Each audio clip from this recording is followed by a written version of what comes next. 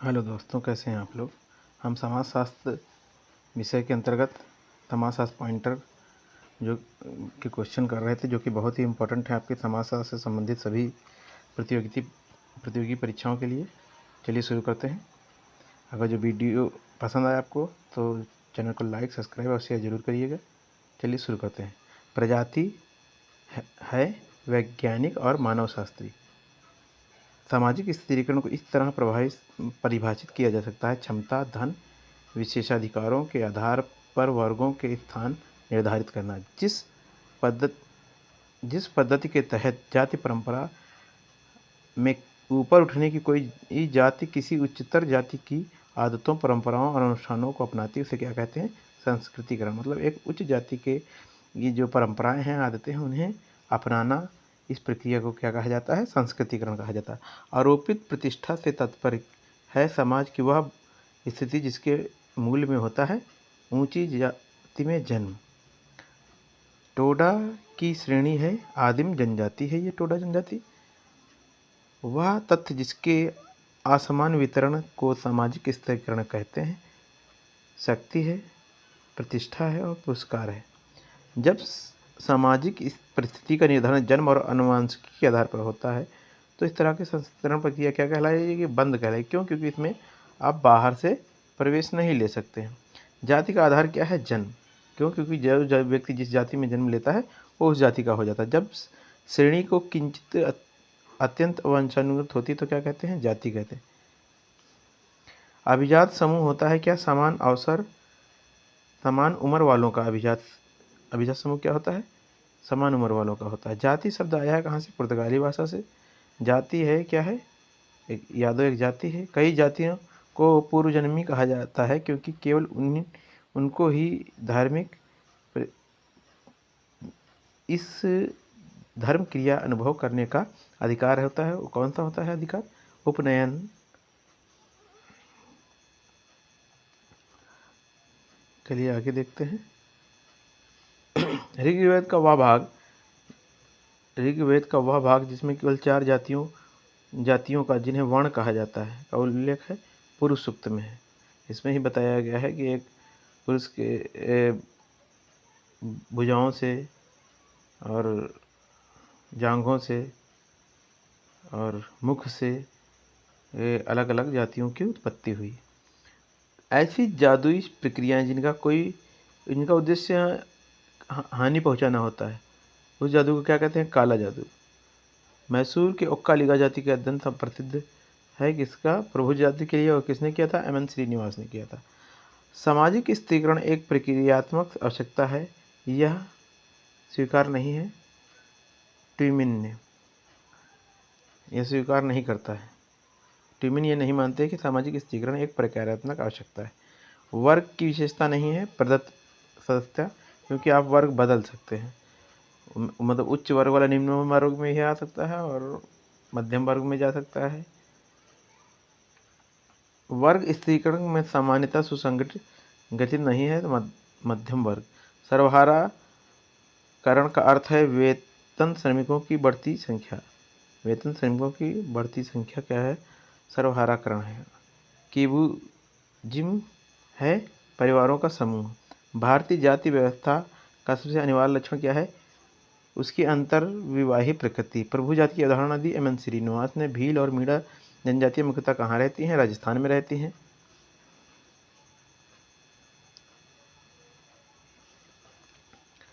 खासी मेघालय की जनजाति है। टोडा नीलगिरी, मुंडा छोटा नागपुर की और खोंड उड़ीसा की है। भारतीय शादी ब्याह में प्रदर्शनी उपभोग का आधिक्य है। यह निम्न 2 बातों का प्रयोग किया जा सकता है कि इसमें धन का प्रदर्शन करना और अपनी सामाजिक परिस्थिति का प्रदर्शन करना इसका मुख्य उद्देश्य होता है। जो अंडमान और निकोबार द्वीप समूह में रहती है, जारवा जनजाति है। और आंद्रे बेतेई ने 2 मॉडलों के रूप में समरसता और असमरसता शब्दों का प्रयोग किया है, जिसके माध्यम से भारत और पश्चिम में सामाजिक स्थिरीकरण की व्यवस्था की तुलना की जा सकती है। हिंदू समाज के वैचारिक आधार के रूप में लुई ड्यूमा ने पवित्रता और अपवित्रता का विचार जाति प्रथा में प्रतिबिंबित होता है, ये बताया उन्होंने। सामाजिक स्त्रीकरण व्यवस्था इसलिए बनी हुई है क्योंकि उच्चतर स्तर के सदस्य चाहते हैं कि यह स्थिर रहे। स्त्रीकरण के प्रकारात्मक और संघर्षात्मक सिद्धांत के साथ सामंजस्य स्थापित किसने किया? जेलेंस्की ने। वह उपागम जो विभिन्न जातियों के लोगों की अधीनता की दशाओं के माध्यम से समाज को समझता है कहलाता है, क्या कहलाता है? उपाश्रित उपागम कहलाता है। भारत में नरजाति राष्ट्रवाद का कारण नहीं है, महिलाओं का सशक्तिकरण ये कारण नहीं है। भारत का पहला वैज्ञानिक प्रजाति वर्गीकरण किसने किया? हर्बर्ट रिजले ने किया। गोटुल कहाँ किसमें? मुरिया जनजाति में पाया जाता है। जाति स्तर की संकल्पना 4 प्रकारों सांस्कृतिक, सार्वभौमिक विशिष्टता और संरचनात्मक विशिष्टता में की है। किसने? योगेंद्र सिंह ने की है। जाति संस्तरण की संकल्पना 4 प्रकार कौन कौन? सांस्कृतिक सार्वभौमिक विशिष्टता, संरचनात्मक सार्वभौमिक और संरचनात्मक विशिष्टता। ये किसने किया है? जाति का विभाजन 4 भागों में योगेंद्र सिंह ने। मतलब सांस्कृतिक सार्वभौमिकता आएगी, फिर विशिष्टता आएगी, फिर संरचनात्मक सार्वभौमिकता आएगी, फिर संरचनात्मक विशिष्टता आएगी। भारत की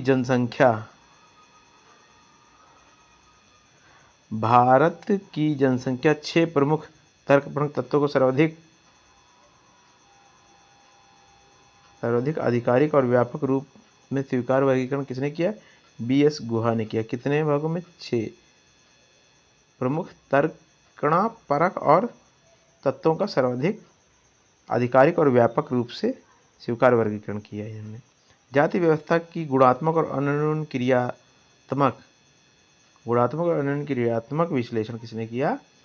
सुरजीत सिन्हा ने किया। उड़ीसा की ज्वांग जनजाति के बीच अनुसंधान किया है ज्वांग जनजाति, और ये किसने किया है? NK बोस ने। कहाँ? उड़ीसा में। उड़ीसा ज्वांग जनजाति, NK बोस। नरजातीयता से तात्पर्य है वंशागत सामाजिक सांस्कृतिक विशेषता। जाति व्यवस्था की विशेषता नहीं है। बहिर्विवाह जाति आधार पर स्तरीकरण है, प्रदत्त परिस्थिति का उदाहरण है। जाति नरजातिवादी सिद्धांत से संबंधित नहीं है। सुगम ज्ञान भंडार सामाजिक वर्ग के सदस्यों के बीच सामान्य हित और अवस्थिति की जागरूकता ज्ञात है। वर्ग चैतन्य रूप में। जाति व्यवस्था की अभिलक्षण विशेषता नहीं है। अनुलंब गतिशीलता ये जाति व्यवस्था की अभिलक्षण विशेषता नहीं है।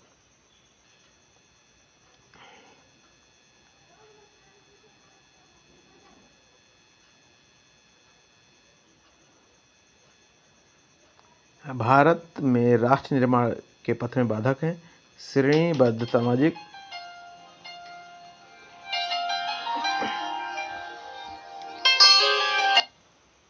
के पथ में बाधा कौन कौन सी है? श्रेणीबद्ध सामाजिक जो अव्यवस्थाएं और आर्थिक असमानता जो होती है,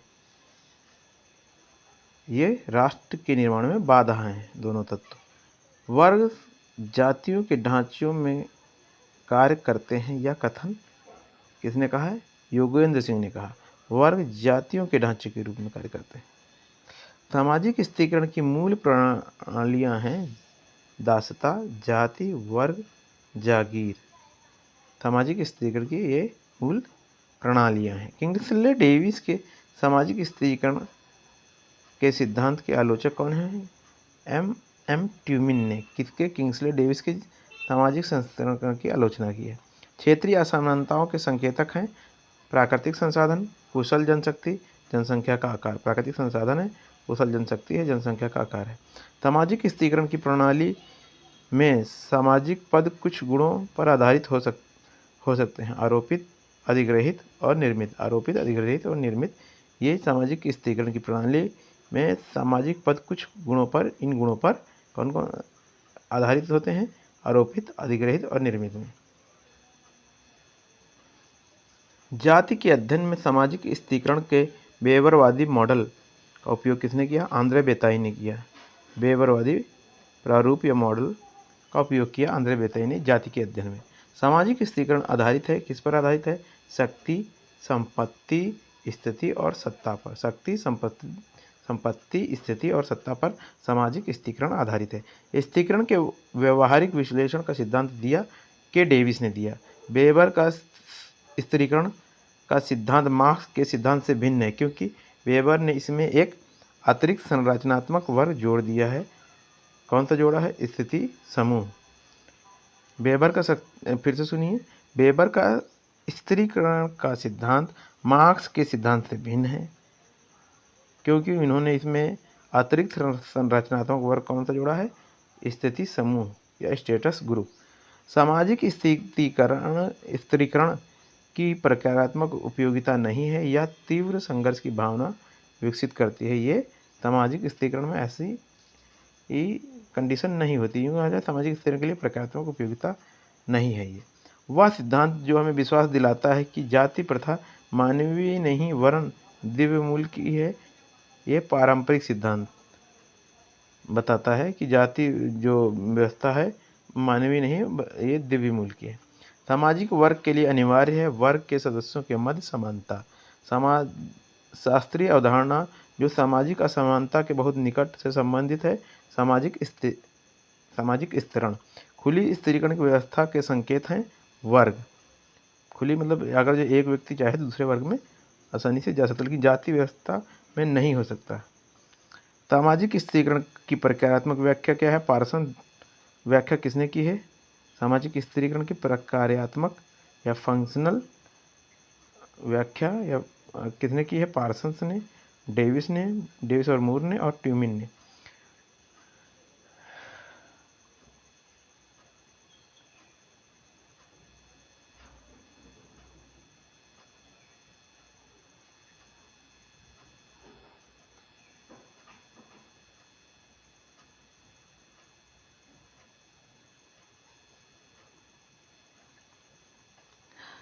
स्थिरीकरण के विरोधी विचारक कौन कौन से थे? मेल्विन ट्यूमिन या एम ट्यूमिन और डोहरेनडॉर्फ और कार्ल मार्क्स। सामाजिक स्थिरीकरण का अध्ययन है सामाजिक असमानताओं का अध्ययन है। सामाजिक स्थिरीकरण हेतु प्रकारात्मक रूप से उपेय नहीं है। यह जुझारूपन के भाव से उत्पन्न करता है। सामाजिक स्थिरीकरण के मानदंड हैं शक्ति, प्रतिष्ठा, पद, प्रतिष्ठा। जाति प्रथा का मूलभूत अभिलक्षण है पदानुक्रम। ये जाति प्रथा का मूलभूत अभिलक्षण है। स्थिरीकरण में सामाजिक प्रतिरूप होता है, क्योंकि प्रत्येक पीढ़ी के नए सिरे से मूल्यों को अवगत करवाना होता है। मूल्य एवं सांस्कृतिक सामाजिक व्यवस्था को बनाए रखते हैं। राजनीतिक, धार्मिक, आर्थिक और शैक्षणिक संस्थापन प्रभावित होते हैं इसमें स्थिरीकरण में।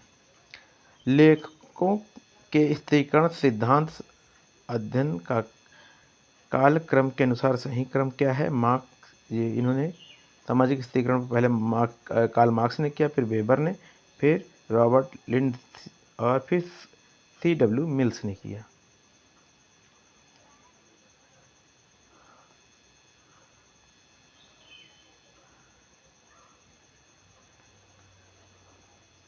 सामाजिक स्थिरीकरण की अवधारणा दर्शाता है क्या? दर्शाता जनसंख्या की विभिन्नता को क्रमबद्ध के आधार पर सामाजिक समूहों में बांटा जाता है। जनसंख्या की विभिन्नता को क्रमबद्धता के आधार पर सामाजिक समूहों में बांटा जाता है। किसमें?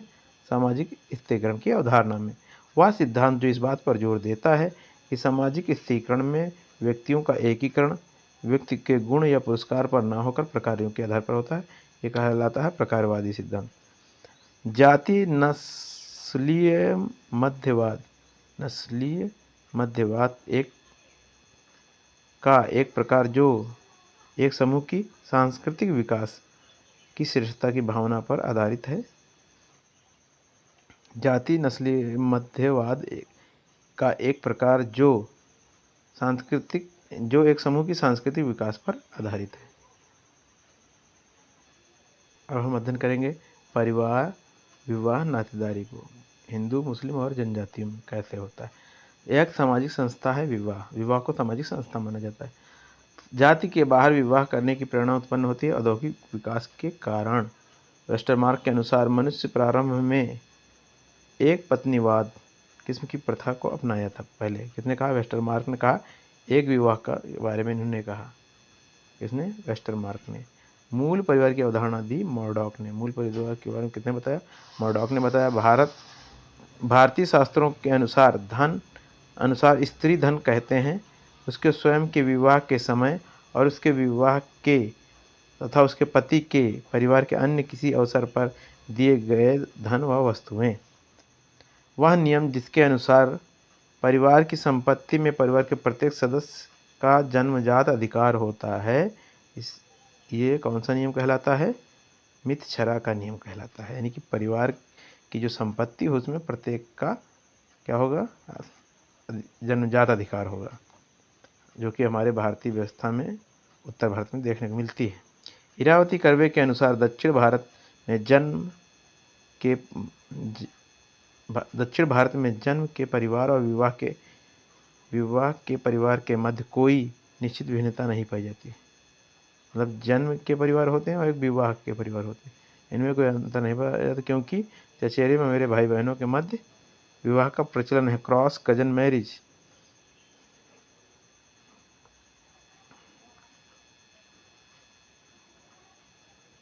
आदिवासी समाज में ईसाई धर्म प्रचारकों की गतिविधियों और उनकी राष्ट्रीय स्वयंसेवक संघ तथा विश्व हिंदू परिषद जैसे संगठनों द्वारा प्रचार ने उत्पन्न किया है उनके लिए महान भ्रम और संघर्ष।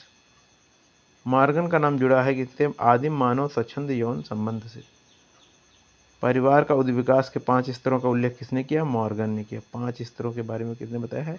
मॉर्गन ने बताया है। परिवार का पितृवंशीय एवं मातृवंशीय वर्गीकरण आधारित है वंश पर। भारत में बहुपति परिवार से जुड़ा प्रसिद्ध उदाहरण मिलता है महाभारत में। जातिवाद की बुराई को दूर करने का समाधान क्या है? अंतर्जातीय विवाह है। नाभिकीय परिवार में सम्मिलित होते हैं पति पत्नी और उनके अविवाहित बच्चे। हिंदू विवाह अधिनियम 1955 सिख, जैनियों और बौद्धों को सम्मिलित करते हुए हिंदुओं को तलाक कानूनी रूप से मान्य करता है, किंतु इसमें सम्मिलित नहीं है अनुसूचित जनजातियों को सम्मिलित नहीं किया गया है। यौन साम्यवाद को परिवार की उत्पत्ति का कारण कौन मानता है? मॉर्गन मानता है। एक अधिनियम जो अंतर्जातीय विवाह को मान्यता देता है, विशेष विवाह अधिनियम 1954।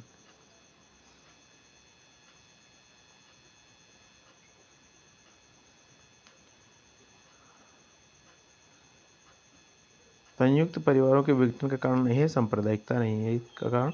एक परिजन के माध्यम से एक अन्य परिजन की चर्चा करते हुए संबंधों का उपयोग को कहा जाता है? क्या कहा जाता है?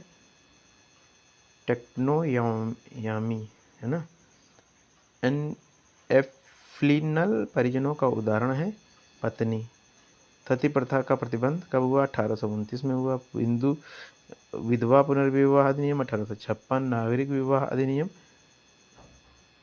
1872 में। बाल विवाह निषेध अधिनियम 1929 में। देखिए सती प्रथा 1829 है और जो बाल विवाह निषेध अधिनियम है 1929 है।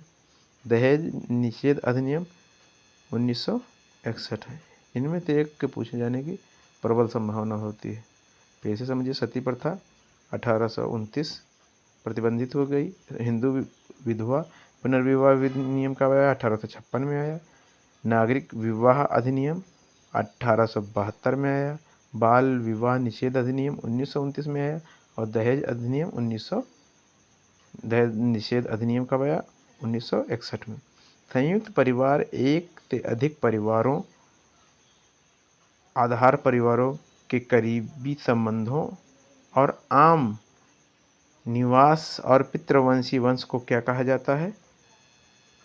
सीबी मेमो कहा था। इसी क्या कहा था? संयुक्त परिवार एक से अधिक परिवारों, आधार परिवारों के करीबी संबंधों और आम निवास और पितृवंशी ये वंश को यह कहा था। किसने कहा था? सीबी मेमोरी ने कहा था। सीबी मेमोरी ने कहा था। ये आगे चलते हैं। 151 संबंधी तृतीयक नातेदारी की श्रेणी में आते हैं मॉडॉक के अनुसार। तृतीय, पहले में उन्होंने 33 बताया, है ना, फिर 53, फिर 51। यदि रक्त संबंधी के केंद्रीय पत्नियों के बाहर सतह से घिरा हुआ रहता है तो परिणामी समूह को क्या कहा जाता है? समजातीय परिवार कहा जाता है। वह परिवार जो किसी विवाह के बाद स्थापित होता है कहलाता है प्रजनन मूलक परिवार। केम कपाड़िया का मानना है कि दो पीढ़ियों के बीच व्यवहार प्रतिमान में परिवर्तन के कारण हो सकता है परिवार के सदस्यों के बीच भावनात्मक संबंध मजबूत होना। नाभिकीय परिवार के 4 मुख्य प्रकारों के रूप में प्रजनन, बच्चों के लालन पालन, नियोजन और सामाजिकरण में भेद किया है। किसने किया है? किंग्सले डेविस ने।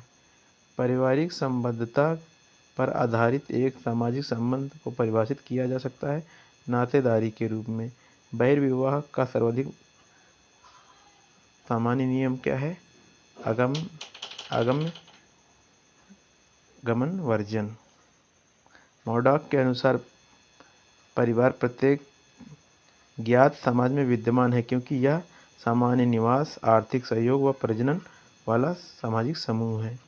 अंतर जातीय विवाह के कारण किसी व्यक्ति की जाति को बहिष्कृत करना उदाहरण है किसका? नकारात्मक नियंत्रण का ये उदाहरण है।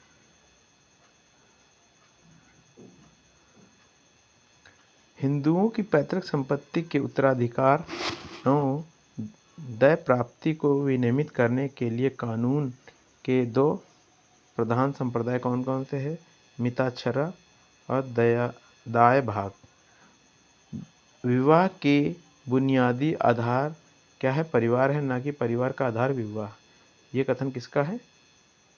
वेस्टरमार्क का है। इन्होंने क्या कहा? विवाह का बुनियादी आधार परिवार है, ना कि परिवार का आधार विवाह है। न्यासीता परिवार की चर्चा किसने की है? कार्ल सी जिमरमैन ने न्यासीता परिवार की चर्चा की है। विवाह के निषेध से संबंधित नहीं है बहुविवाह। हिंदू उत्तराधिकार अधिनियम 1956 में पारित किया गया। नई पीढ़ियों की गहराई को संयुक्त परिवार का लक्षण बताया है के.एम. कपाड़िया ने। परिवार एक सार्वभौमिक संस्था है, यह कथन किसका है? जी.पी. मॉडॉक का। नातेदारी का अणु शब्द गढ़ा है लेवी स्ट्रॉस ने। नातेदारी चार्ट में ट्रायंगल चिन्ह इंगित करता है पुरुष को। नातेदारी का वर्गात्मक और वर्णनात्मक रूप में वर्गीकृत किया मॉर्गन ने। इन्होंने क्या बताया? वर्गात्मक और वर्णनात्मक। मृत पत्नी की बहन और विदुर पुरुष के बीच विवाह है सरोगेट विवाह। देवर विवाह और शाली विवाह उदाहरण है अधिमान्य विवाह के। द्रौपदी का पांडवों से विवाह उदाहरण कितना है? भातृक बहुपति विवाह।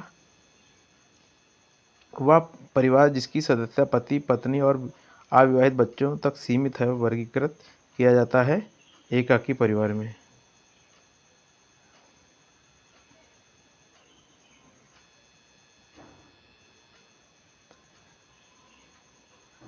कर्ता परिवार का मुखिया होता है। पितृ परिवार का वरिष्ठ पुरुष मुखिया होता है। अंतर विवाह समूह के अंदर विवाह। अनुलोम विवाह क्या होता है? उच्च जातियों के पुरुष का निम्न जातियों की स्त्री से विवाह। ये वीडियो यहीं तक रखते हैं। आगे का हम नेक्स्ट क्लास में करेंगे। अगर जो आपको ये वीडियो हेल्पफुल लगा हो तो चैनल को लाइक सब्सक्राइब जरूर करिए ऐसे वीडियो पाने के लिए। धन्यवाद।